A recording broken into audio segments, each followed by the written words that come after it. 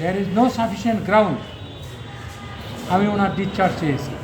Major general retired Ziaul হাসানের কোনো সম্পৃক্ততা নাই, কোনো এভিডেন্স রাষ্ট্রপক্ষ ট্রাইব্যুনালে অদ্যাবধি উপস্থাপন করতে পারে না। আজকের যে মামলা সেটা 3টা ঘটনাকে কেন্দ্র করে, 2টা ডেথ খুলনায় না, একটা গাজীপুরে, একটা বরগুনা, আর একটা হলো সুন্দরবন। আমি 3টা ঘটনার বিষয়ে আমি ট্রাইব্যুনালকে বলেছি রাষ্ট্রপক্ষ যেই তথ্য উপাত্ত এনেছে তার থেকে এই মেজর জেনারেল রিটায়ার্ড জিয়াউল হাসানের কোনোরূপ সম্পৃক্ততা নাই, কোনো এভিডেন্স রাষ্ট্রপক্ষ ট্রাইব্যুনালে অদ্যাবধি উপস্থাপন করতে পারে না। সে কারণে আমি যেহেতু there is no sufficient ground আমি ওনার ডিসচার্জ চেয়েছি।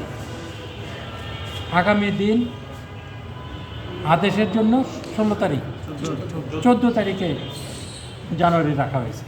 আমি এই ব্যাপারে বলেছি যে ঘটনার পরপরই 2টা ঘটনা, গাজীপুর আর বরগুনার যে 2টা মার্ডার, ওই কেসে কিন্তু যারা ভিকটিম ফ্যামিলি তারা কিন্তু মামলা করেছে, তাৎক্ষণিকভাবে মামলা করেছে।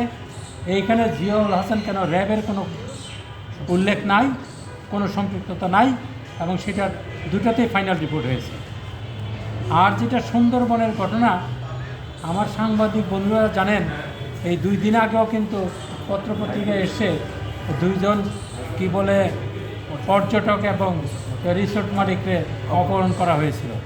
ওই সময় এই পাইরেসি দমনের জন্য সরকারের পক্ষ থেকে, স্বরাষ্ট্র মন্ত্রণালয় থেকে সিদ্ধান্ত হয়েছিল এবং একটা কমব্যাট অপারেশন হয়েছিল।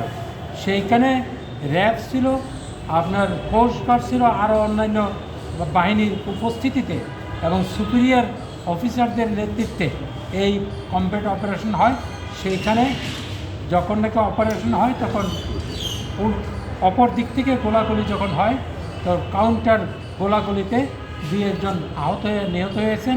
এই ব্যাপারে রাষ্ট্রের উদ্দেশ্যে এই ঘটনা ঘটেছে।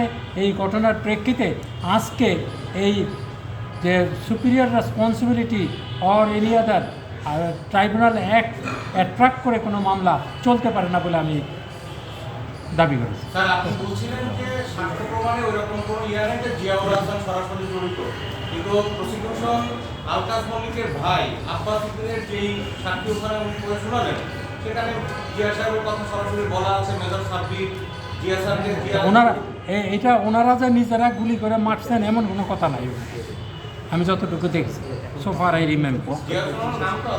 নাম থাকলেই কি অপরাধ হয় নাকি? আমি তো বললাম সুন্দরবনের সময় ওনারা সবাই ছিলেন, উনি থাকবেন কেন, আরও সবাই ছিলেন, কোস্টগার্ডে ছিলেন, সবাই ছিলেন। এটা সিনিয়র অফিসারদের নেতৃত্বে এই অভিযান পরিচালিত হয়। এটা লফুল অভিযান ছিল, নাথিং আনলফুল, এইটা কোনো অফেন্স হয় না।